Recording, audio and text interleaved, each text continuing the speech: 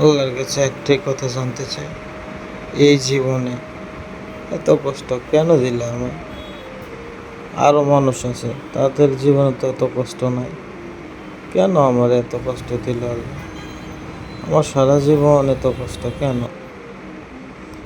আক্ষেপ একটাই থেকে যাবে, এই জীবনে সারাটা জীবন আমার কষ্ট। আমাকে কি কষ্টে ফালাইয়া তুমি খুশি থাকো আল্লাহ? আমাকে তো 4-5 জনের মতন হাসি খুশি থাকতে দাও। আমি তো আর পারছি না, নিজের প্রতি নিজে অনেক ক্লান্ত। আমাকে একটু দয়া করে আমরা একটু শান্তি দাও আল্লাহ। কেন আমাকে এতটা নিষ্ঠুরভাবে এত শাস্তি দিচ্ছ?